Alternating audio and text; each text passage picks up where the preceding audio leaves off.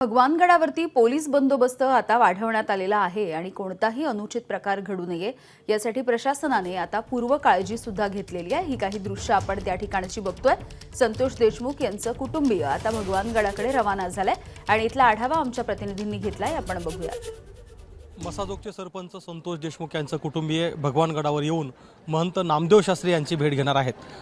खरं तर 2 दिवसापूर्वी ज्यावेळी महंत नामदेव शास्त्री यांनी देशमुख कुटुंबियांच्या संदर्भात आणि एकूण धनंजय मुंडे यांच्या संदर्भात विधान केलं होतं, त्यानंतरच अनेक आरोप प्रत्यारोप झाले आणि त्या पार्श्वभूमीवरती आपण बघतो की भगवानगडावरती या ठिकाणी मोठा पोलीस बंदोबस्त ठेवण्यात आलेला आहे आणि केवळ पोलीस बंदोबस्तच नाही तर या परिसरामध्ये जे भाविक आहेत तेही मोठ्या प्रमाणामध्ये भगवानगडावर जमायला सुरुवात झाली आहे। धनंजय देशमुख जे संतोष देशमुख यांचे बंधू आहेत त्यांनी यापूर्वी जाहीर केलं होतं की संतोष देशमुख हत्या प्रकरणातले जे काही पुरावे आहेत ते आम्ही महंत नामदेव शास्त्री यांना देणार आहोत।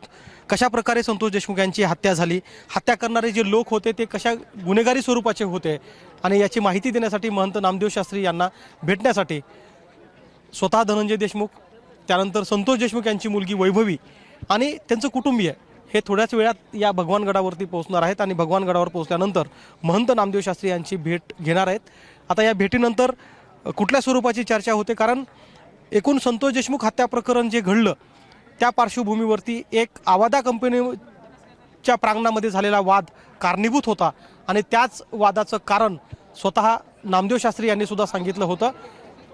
त्या वादासंदर्भात नेमकं काय घडलं होतं, खंडणी प्रकरणात नेमकं काय झालं, या सगळ्या संदर्भातली जी काही माहिती आहे ती स्वतः धनंजय देशमुख हे महंत नामदेव शास्त्री यांना देणार आहेत आणि त्यानंतर नामदेव शास्त्री यांचं या संदर्भातलं काय मत असेल हे पाहणं सुद्धा तितकंच महत्त्वाचं ठरणार आहे।